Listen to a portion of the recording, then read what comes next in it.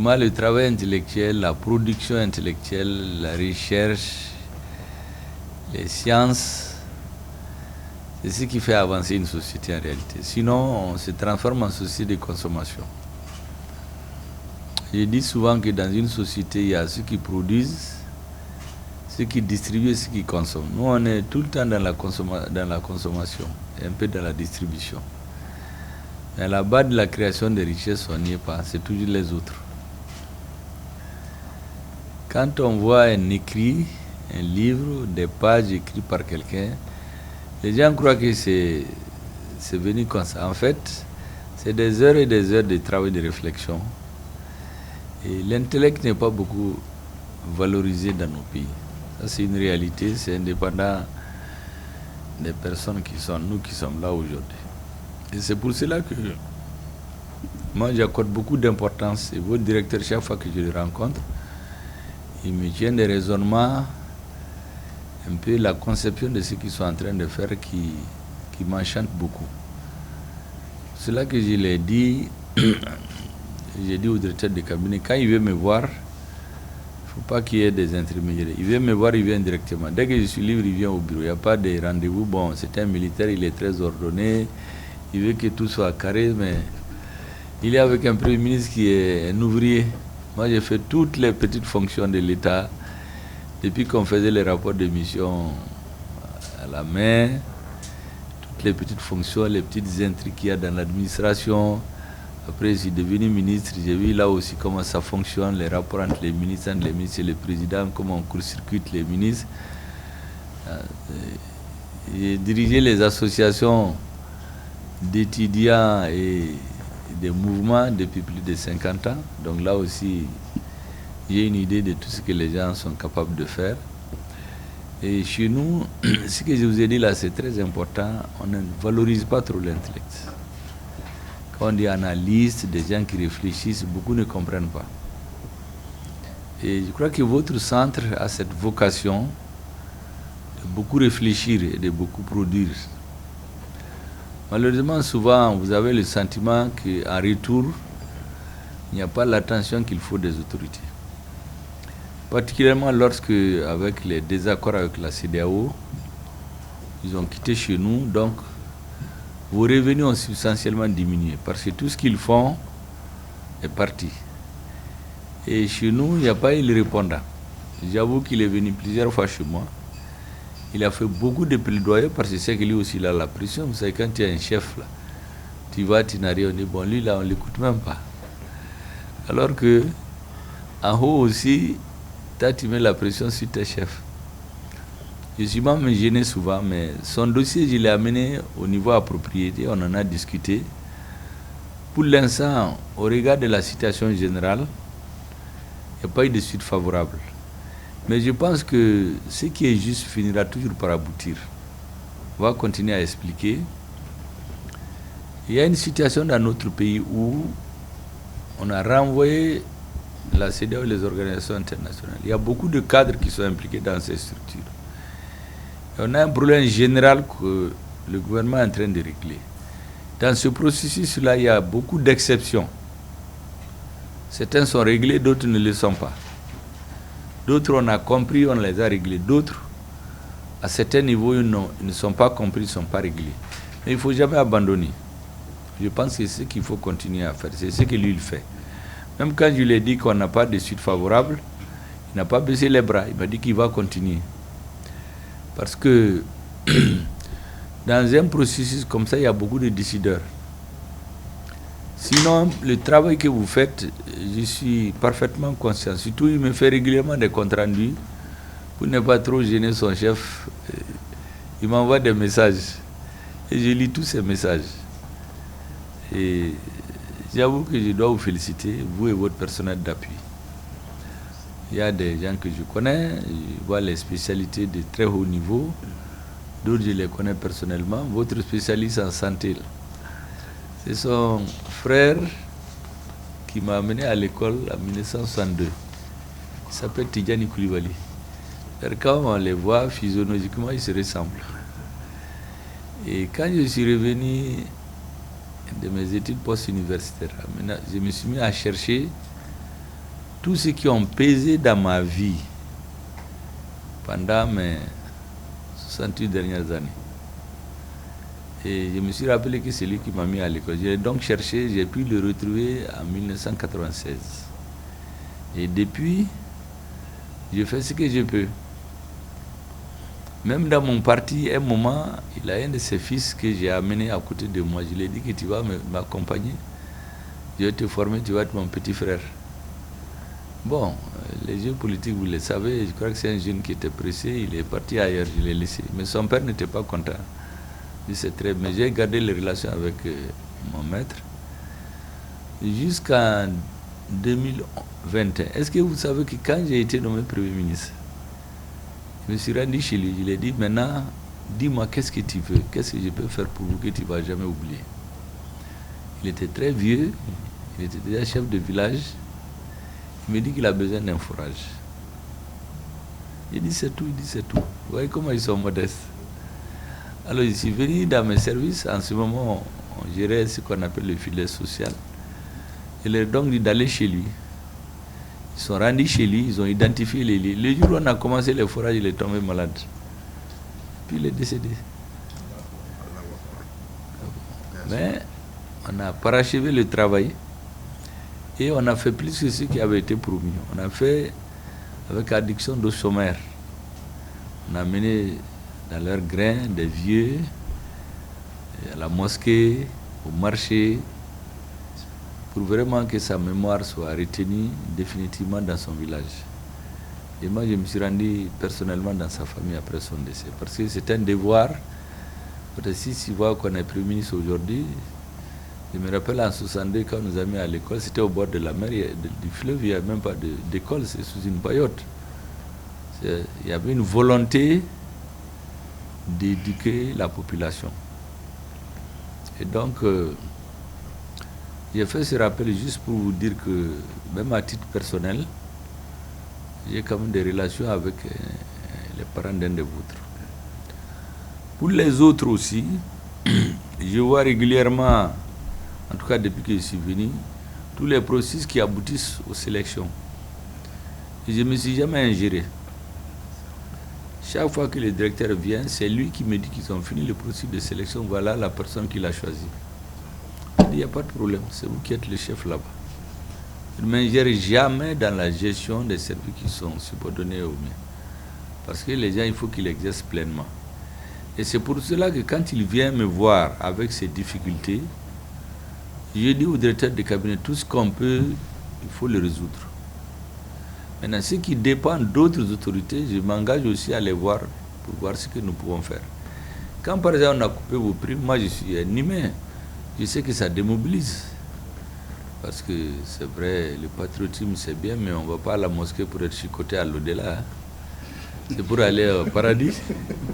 Et donc, les gens ont beau se battre pour leur pays, s'ils ont des avantages, ils n'ont pas envie qu'on les coupe. Si tout le monde fait la diète, d'accord, mais uniquement parce qu'on a chassé les gens et on les met à la diète, les gens ne peuvent pas comprendre. Et c'est pour cela que quand votre directeur était venu me voir, moi je pouvais lui dire non, non, je ne suis pas d'accord. Je lui ai dit que je le comprends, je vais essayer de faire le plaidoyer ailleurs. Bon, on n'a pas eu gain de cause, mais on ne va pas baisser les bras. Le pays est dans les difficultés et les arguments qui m'ont été avancés par mes chefs m'ont paru crédibles aussi. C'était difficile d'un revers de la main de les balayer. Ce qui fait que de part et d'autre, il y avait un peu de raison. Surtout que votre directeur m'a fait croire que le budget existe en réalité. Il ne s'agit pas de nouvelles créations. Bon, mais les arguments n'ont pas été retenus pour l'instant. Ce que moi je vous demande, vraiment, c'est de voir que vous êtes en train de travailler au service de votre pays, de tenir.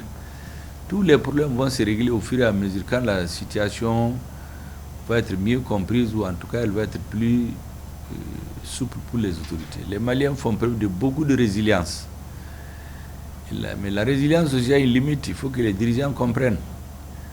C'est ce qui m'a fait dire d'ailleurs au ministre le 11 juillet 2023, presque quelques jours, seulement 10 jours après la nomination du nouveau gouvernement. Je lui ai dit qu'on a fait 2 ans à nous battre pour affirmer notre souveraineté. Et Dieu merci, grâce à nos militaires, on peut considérer aujourd'hui qu'on a un État souverain par rapport à ce qu'on était avant.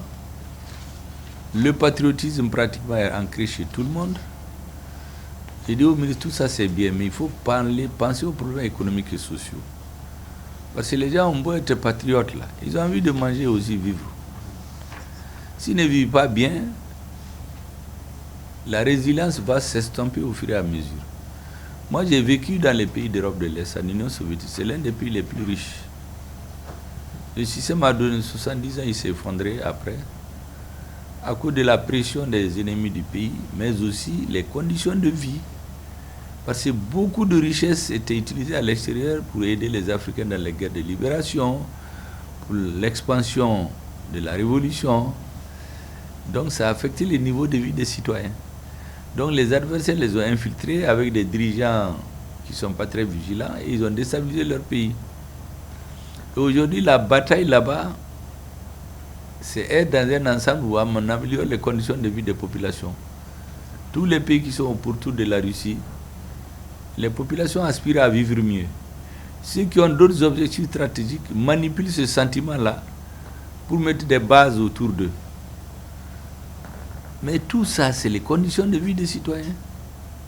C'est pour cela que j'ai dit au ministre qu'il faut que nous pensions aux questions de développement.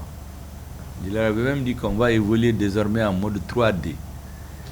Défense, diplomatie, développement. Mais quand j'ai dit ça, il y a ceux que j'appelle les ignares triomphants là, dans l'espace politique là, qui se sont levés pendant une semaine. On a insulté le Premier ministre, on dit que c'est un traître, il veut trahir les militaires, il est ceci, il est cela. Dieu merci, même quand l'AES a été créé, ils ont été bien inspirés, ils n'ont pas fait une fédération tout azimut, ils ont choisi les 3D. Une défense commune, ça c'est ce qu'on a mis ensemble pour protéger le Niger et nous protéger nous-mêmes. Nos diplomaties communes ne sont pas le même langage à l'extérieur. Même quand le ministre nigérien des Affaires étrangères a été interdit de prendre la parole à l'ONU, c'est notre ministre qui a parlé au nom de tout le monde et choisi les projets structurants de développement. Si on fait ça et que ça réussit, on va passer à une autre étape, une fédération. Donc cette idée des 3D, c'est fondamental. Et c'est pour cela que les conditions de vie que vous avez, il est important qu'on les améliore autant qu'on peut. Moi, j'en suis déjà convaincu, c'est ma conception des choses, même sans votre cas. Partout où j'ai été nommé responsable, en plus de l'amélioration du service, on a commencé par améliorer les conditions de vie des gens. J'ai été d'abord à la Sotelma, on avait des chefs, on fait les projets, on leur donne. Mais quand j'ai eu la responsabilité, la première fois, c'était à l'École nationale de télécommunications, en 1999. C'était devenu le désordre total. Il n'y avait plus d'école. Les animaux erraient dans la cour. Le directeur m'a chargé de cette mission. Mais au moins de 8 mois, on a refait l'école. On s'est entendu avec les chefs de village de Djikourni. D'ailleurs, leur chef, c'est l'un des plus vieux. Maintenant, je lui rends visite chaque année. On s'est connus en ce moment. On a négocié. On a clôturé les centres. On a refait les classes. Dans les amphithéâtres, quand les gens avaient cours à 15h, ils viennent depuis 14h parce que tous les amphithéâtres étaient climatisés. Il y avait des bornes fontaines, il y avait de l'eau fraîche, c'était bien. Et j'ai connu beaucoup d'élèves là-bas. Même le secrétaire général de l'AIM, Zarawana, c'est là-bas que je l'ai connu, je l'ai enseigné. Je lui ai dit qu'historiquement, si on analyse votre mouvement, un jour ou l'autre, vous allez rentrer en confrontation avec le pouvoir, vous serez leur premier ennemi. Il m'a dit non, ça ne peut pas arriver. Mais quand on l'a pris, quelques années après, on l'a mis en prison. Et j'allais lui rendre visite. Il me dit, Koro, tu avais raison finalement. Parce que je lui ai dit qu'historiquement, tout mouvement syndical qui s'allie à un mouvement politique pour prendre le pouvoir, une fois qu'ils ont le pouvoir, soit ils s'inféodent au pouvoir, ou le pouvoir le combat. Parce que sinon, il va croire qu'ils vont lui faire la même chose qu'ils ont fait à l'autre. Donc, soit vous vous alignez au pouvoir en place, ils vont chercher à vous détruire. Comme ils n'ont pas voulu s'aligner, on les a détruits. Et eux, ils ont commencé à verser dans la violence. On a voulu utiliser leur mouvement dans un combat politique. Révan Zarawana a refusé. Je me rappelle, il a dit aux gens que les patriotes ne sont pas partout où on pense. On a continué. On a fermé les écoles à cause d'un conflit avec l'IPR de 300 millions. Mais la même année, les autorités ont mis 800 millions dans la campagne publicitaire en Occident, dans les journaux et autres, pour bien parler d'eux. 800 millions. On a changé le parc automobile du gouvernement à 1 milliard. On a construit une résidence au Premier ministre à 1 milliard. Et on a perdu toute l'année scolaire pour une histoire de 300 millions. Parce que moi, j'étudie toutes ces choses-là, je les suis, ça me permet de me faire une opinion sur les priorités pour les dirigeants. Je pense que dans un service, la priorité, après avoir mis de l'ordre dans la vision, c'est de s'occuper des conditions de vie des travailleurs.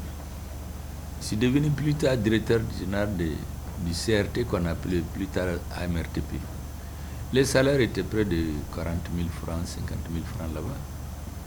Mais après, on a mené à 500 000 pour débuter. À la retraite, je ne sais pas combien les gens, peut-être ils ont 2-3 millions maintenant. C'est pourquoi tous les patrons voulaient que leurs enfants aillent là-bas. Après, j'ai fait faire un système de crédit bancaire pour que tous les travailleurs de là-bas aient une maison, une voiture. Que leurs enfants, pendant les vacances, aillent en vacances comme les sociétés Orange et Sotelma. C'est d'ailleurs comme ça que le directeur du syndicat, le dirigeant, il m'a contacté pour les colonies de vacances de leurs enfants. Je lui ai dit qu'il vaut mieux écrire au conseil d'administration. Et ça a été examiné, ce n'est pas un grand montant, c'est 60 à 80 millions dans l'année. Là-bas, ce n'est rien dans le secteur des télécoms. Là où la MRTP, le CRT logeait, c'est l'État qui payait. Moi, j'ai écrit au ministre des Domaines, j'ai dit, mais l'État ne peut pas subventionner les télécoms. Il faut mettre dans la santé, l'éducation, l'armée, ailleurs. Nous, on peut nous prendre en charge. On a construit un siège qui est le plus beau bâtiment de l'État quand vous rentrez là-dedans, parce que de l'extérieur encore, mais quand vous rentrez là-dedans, c'est autre chose. Les salaires ont été multipliés par 10, 15. Tout le monde a eu. Donc les prêts, maisons, là, et des enfants des vacances. C'est l'argent des colonies des vacances là, que le conseil d'administration a approuvé. Moi, j'ai exécuté. Le ministre des Finances a approuvé le budget. C'est cet argent qu'on est venu calculer sur 6 ans pour dire que ça fait 6 millions. J'aurais détourné de l'argent, 600, pour me convoquer chez des juges. Heureusement, j'ai eu la chance. Je suis tombé sur un juge, c'est une femme. Elle dit qu'elle a fait la Mecque. Donc elle a décidé de ne rien faire si elle n'est pas d'accord avec sa conscience. Elle a lu le dossier, il n'y a rien là-dedans. Le président du conseil d'administration est venu, c'était le président de cette... Il leur a dit de laisser le directeur en paix. C'est le conseil d'administration qui a approuvé ce budget. Si quelqu'un doit répondre, c'est lui. Mais c'est la tête du directeur qu'on cherchait. Et on a prévu de l'arrêter le 18 août à 10h. Bon, ceux qui ont orchestré ça, je crois qu'à 7h30, ils se cherchaient. Ça, c'est la main de Dieu. Mais, entre-temps, les enfants sont allés en vacances, ils ont acheté des voitures, tout le monde est dans sa maison. On a envoyé un audit pour fouiller les prêts maisons qu'on leur a fait là. Est-ce que je n'ai pas pris là-dedans? Moi, je n'ai pas pris parce que j'avais un gros salaire. Si j'ai demandé même 300 millions aux banques qui donnent gratuitement, quelqu'un qui a un salaire de près de 8 millions, qu'est-ce que tu vas faire? Donc les gens pensaient que ce prêt-là, je l'ai inventé pour prendre pour moi-même. Ils ont vérifié, moi je n'étais pas là-dedans. Donc les conditions de vie des travailleurs, pour un chef, c'est extrêmement important. C'est pourquoi quand votre directeur m'a vu, il m'a parlé du siège et des diminutions de vos salaires, je lui ai dit qu'il a raison. On va se battre comme on peut, ce qu'on peut, on peut les régler. C'est pour vous dire que ce qui n'a pas pu être fait, ce n'est pas par défaut d'intervention de votre directeur. Ce n'est pas par défaut d'argument de sa part. Ce n'est pas aussi par défaut d'intervention de notre part. Seulement, il y a une situation générale dans le pays qui demande une gestion exceptionnelle souvent. Donc, on est à cette phase-là. Mais je lui ai dit de ne pas baisser les bras. Quand on sait qu'on a raison, il faut continuer. Vous aussi, je sais, comme je l'ai dit, ça fait rire les gens, qu'on ne va pas à la mosquée pour être chicoté à l'au-delà. Je sais que vous êtes là, c'est bien d'avoir des avantages, mais pour l'instant, Vraiment, ne baissez pas les bras. Continuez à travailler. Moi, je suis convaincu que ceux qui travaillent bien, tôt ou tard, ils vont avoir gain de cause. Donc ne baissez pas les bras, dites-vous que votre chef se bat pour vous, même si sa hiérarchie ne trouve pas gain de cause. Et la main dans la main, vous allez avancer. Ceux qui dirigent, nous là peut-être demain on ne sera pas là, mais la Sénat va rester. Donc ça dépend de ceux qui sont en place, ceux qui vont décider. Ne baissez pas les bras et le travail que vous faites est ultra stratégique pour un gouvernement responsable. La coordination du mécanisme d'alerte précoce et de réponse aux risques, c'est une action stratégique fondamentale pour un gouvernement. Aujourd'hui, on est en train de parler des dégâts que les inondations ont fait dans les écoles. Mais à toutes les réunions, votre directeur est là parce que, normalement, au niveau même du SECOGEC, on ne peut pas travailler sans l'associer. Je crois que c'est ce qui se fait. Et donc, l'importance stratégique de votre service fait que je me suis dit qu'à défaut de régler vos problèmes quotidiens, il faut au moins vous rendre visite pour que vous soyez conscient de l'importance que vous occupez dans la tête des autorités. Et vous encourager à tenir en attendant les meilleurs moments. Et votre directeur fait ce qu'il peut. J'avoue qu'à un moment, vous savez, quand vous venez d'arriver, un ministre, on vous dit beaucoup de choses sur les gens. La même chose que lui, mais j'ai dit aux gens, moi, le système de changer les gens, ce n'est pas dans mes habitudes. Moi, j'ai été ministre par 2 fois plus premier. Je ne change jamais les gens que je trouve. Si j'ai des gens de confiance, je viens avec eux. Ceux qui sont là, je ne les touche pas. Je les observe. Parce que les gens sont au service de l'État. Ce n'est pas d'un individu. Quand je suis venu, on m'a dit, il faut changer ton photographe, il faut changer ton conseil diplomatique, il faut changer les gens du Sénat, il faut changer ceci, cela. Mais je ne touche à rien. J'ai dit, je vais observer. Ceux qui sont bien, ils vont faire le travail.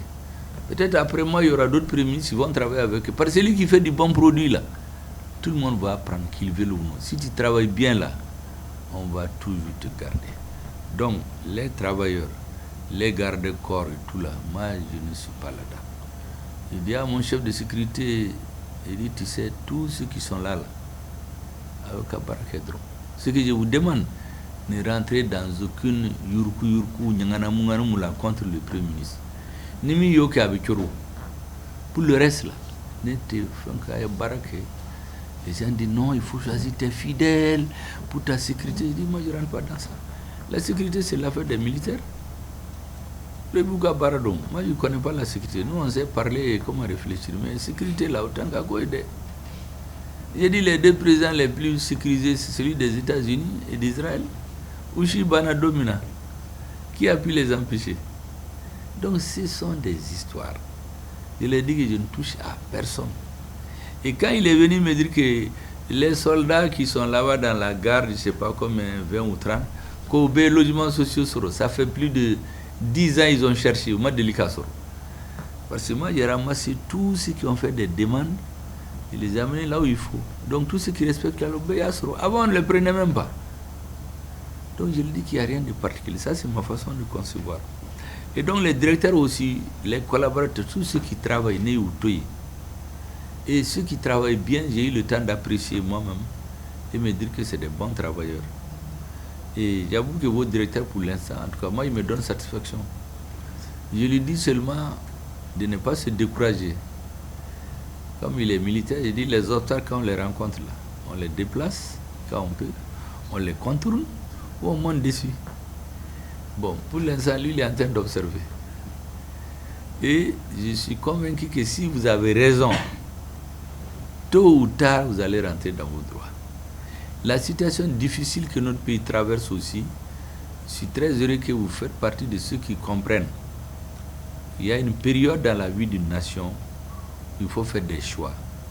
Nous avons fait le choix de la souveraineté de l'indépendance, de l'autonomie des décisions. Ça ne plaît pas à tout le monde.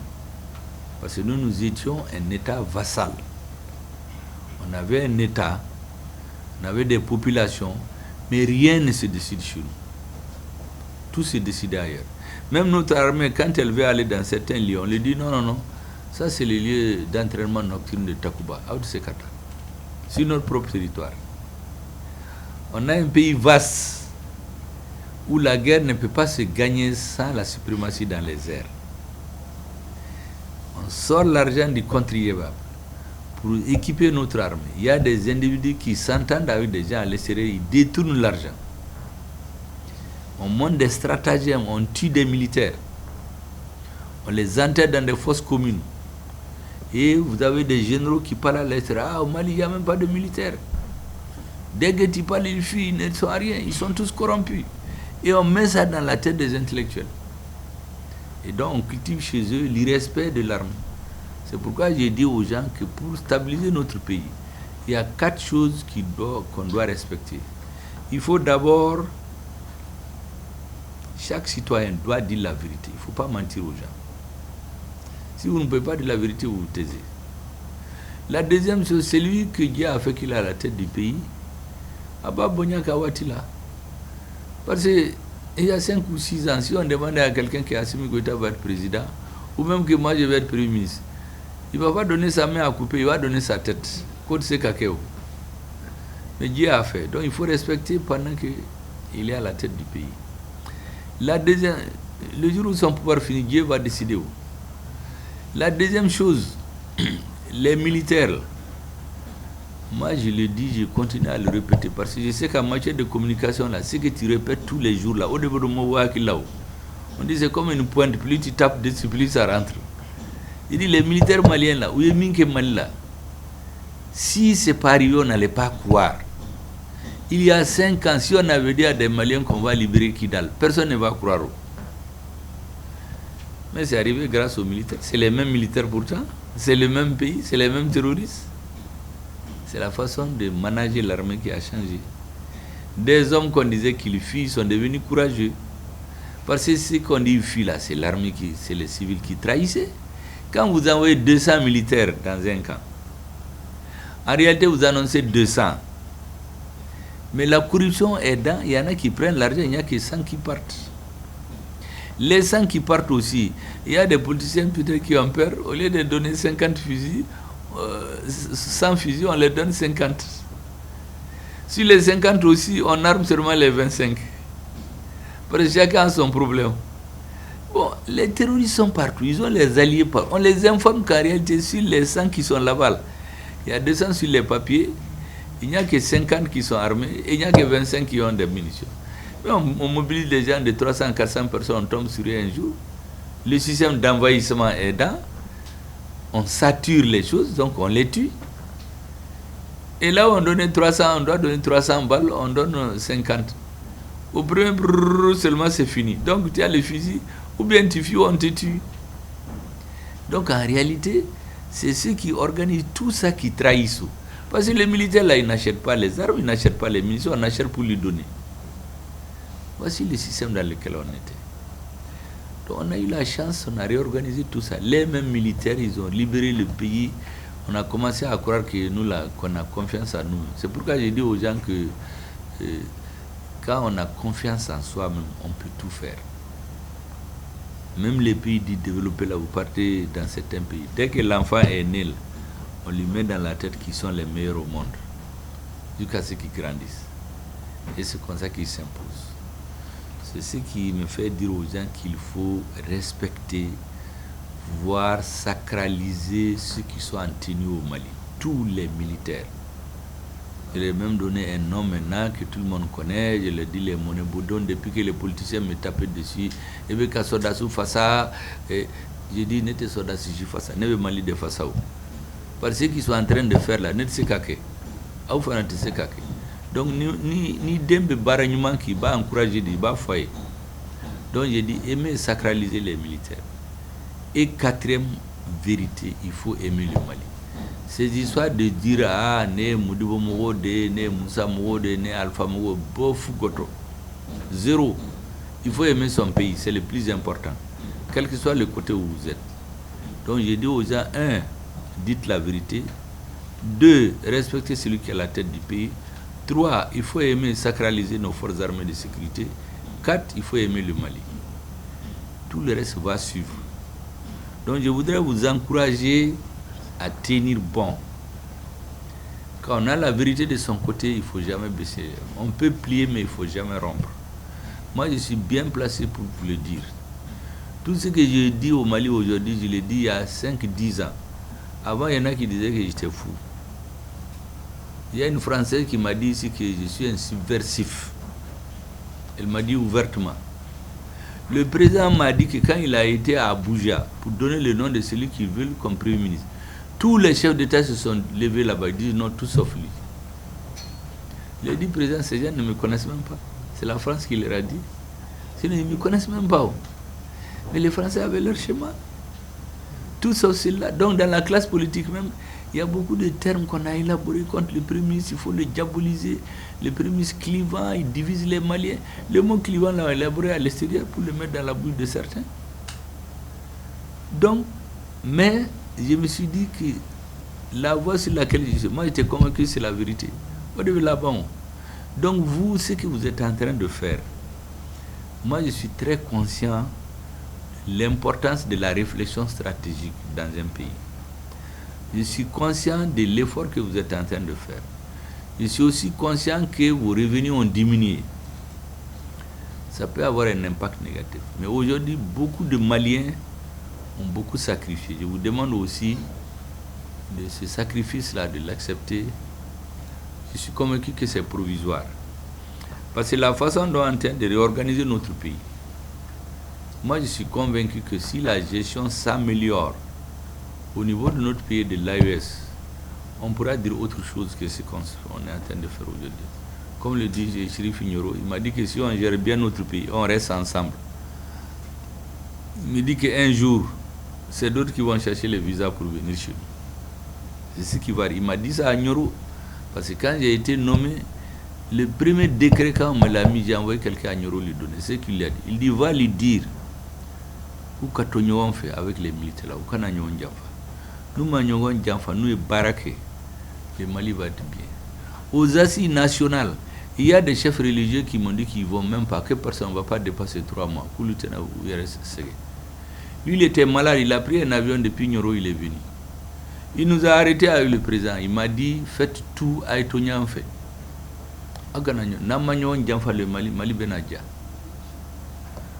Moi, je suis convaincu que sur la durée, c'est ça qui va payer. Et les Maliens aussi, il y en a qui ne comprenaient pas les choses ou leur position les obligeait à une certaine réserve. Mais ça ne veut pas dire qu'ils ne veulent pas l'amélioration. C'est pourquoi j'ai dit que plus on avance avec les bonnes explications, plus les partisans de la réussite de la transition vont grossir, ils vont être plus nombreux. Et notre pays va aller de l'avant. Parce que dans un pays, il n'y a jamais l'unanimité autour de quelque chose. Il y a toujours des gens qui sont contre. Par exemple, celui qui a détourné l'argent qui devait servir à acheter les hélicoptères. Mais il ne peut jamais être d'accord avec moi. Quand on dit le premier doit unir tout le monde, c'est pourquoi on ne peut pas faire un peu malien, mais on ne peut pas faire ko malien ko beka do dakala ka bo dakala ante do dakala fait. Donc on ne peut jamais avoir l'unanimité autour de quelque chose. Même Dieu qui a créé les hommes, il y a des hommes qui les contestent. Mais le plus important, c'est de réussir. Donc ce que je vous demande, c'est d'être convaincu de votre poids et de votre rôle dans l'architecture de l'organisation du Malikoura. La deuxième chose, c'est le caractère pratiquement indispensable des études et des analyses stratégiques que vous êtes en train de faire. Maintenant, les retombées que vous devez avoir ne sont pas immédiates. Il ne faut pas que ça vous décourage. Sur la durée, les bons travailleurs, c'est eux qui vont faire le Mali. Je suis convaincu. Vraiment, ce que je voulais vous dire, c'est pourquoi j'ai dit au directeur de cabinet, après des échanges avec le directeur, il a dit qu'il faut que je me rende moi-même dans ce centre pour parler avec les cadres, parce qu'ils ont besoin de comprendre et d'être mis en confiance. Parce que chacun d'entre vous peut être président demain. Moi, je suis là. Demain, quelqu'un d'entre vous peut être président au Premier ministre. Assimi et moi, là, on va être... En tout cas, moi, je serai un retraité. Lui, il est encore jeune. on peut donner des conseils. Donc, c'est bon qu'à l'étape actuelle où nous sommes, que tous les Maliens comprennent pourquoi on est là, qu'on fait de notre mieux, pour que demain, si on quitte, chacun puisse se dire, ah, nous connaissons. J'étais d'accord avec eux ou bien je n'étais pas d'accord avec eux, mais où c'est OK. Chaque dirigeant, c'est ça son sort. Il n'aura jamais l'unanimité. Mais que les gens soient convaincus que ce qu'ils peuvent, ils l'ont fait. Et c'est pour cela que je suis venu vous voir, vous saluer, les cadres, les personnels d'appui. Chacun a son importance que personne ne peut remplacer. Comme on dit chez nous, Beki Joy Jorafa. Ni Beyi Joyarafa, ça va aller. Tout le monde. C'est ce que je voulais vous dire et vraiment merci beaucoup. Merci beaucoup.